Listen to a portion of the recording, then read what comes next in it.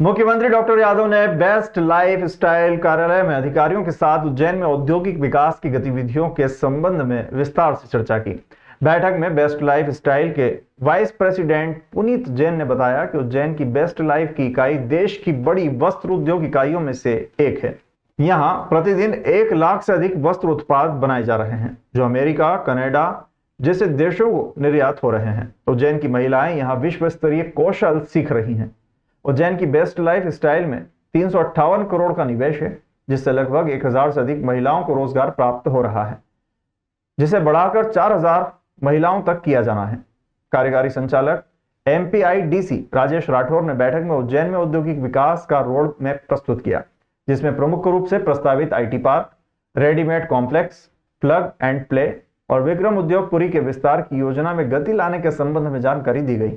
उन्होंने कहा कि उज्जैन को मेडिकल टूरिज्म डेस्टिनेशन बनाने की दिशा में तेजी से प्रयास किए जाएंगे। देश के प्रमुख उद्योगपति उज्जैन में अपनी औद्योगिक इकाई स्थापित करने के लिए लालायित दिखाई दे रहे हैं। ऐसे सभी प्राप्त प्रस्तावों में निवेश के लिए शीघ्र भूमि उपलब्ध कराई जाए। मुख्यमंत्री डॉक्टर यादव ने कहा कि बेंगलुरु की तरह उज्जैन में भी IT पार्क स्थापित किया जाए, जिससे मालवा के IT इंजीनियर्स को रोजगार प्राप्त हो सके। उन्होंने जल्द IT पार्क के लिए भूमि आवंटन के लिए निर्देश जिला प्रशासन को दिए हैं। मुख्यमंत्री डॉक्टर यादव ने कहा कि उज्जैन औद्योगिकीकरण की दिशा में तेजी से बढ़ रहा है। मालवांचल में टेक्सटाइल उद्योग को बढ़ावा देने के लिए प्रोजेक्ट तैयार किया जाए। महिला सशक्तिकरण की दिशा में टेक्सटाइल उद्योग अहम भूमिका निभाएगा। उद्योगों में महिला सुरक्षा के लिए भी पुलिस प्रशासन द्वारा सभी आवश्यक व्यवस्थाएं सुनिश्चित की जाए। इस अवसर पर विधायक अनिल जैन कालूहेड़ा, महापौर मुकेश टटवाल, विवेक जोशी, कलेक्टर नीरज कुमार सिंह, पुलिस अधीक्षक प्रदीप शर्मा, CEO जिला पंचायत ज्योति सिंह, कार्यकारी संचालक मध्य प्रदेश औद्योगिक विकास निगम उज्जैन राजेश राठौर सहित अन्य अधिकारी और जनप्रतिनिधि उपस्थित थे।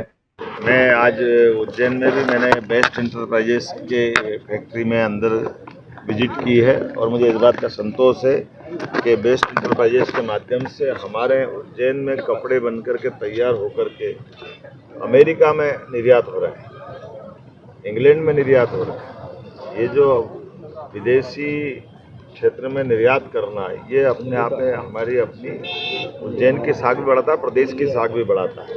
इसी प्रकार की सभी इंडस्ट्रियों को बढ़ावा देने के लिए कल इंडस्ट्री कॉन्क्लेव ग्वालियर में है। मैं कल आज दोपहर बाद वहाँ की मीटिंग लेते हुए और वहीं निकलने वाला हूँ और इंडस्ट्री को लगातार रोजगार देने का हमारा अभियान भी है।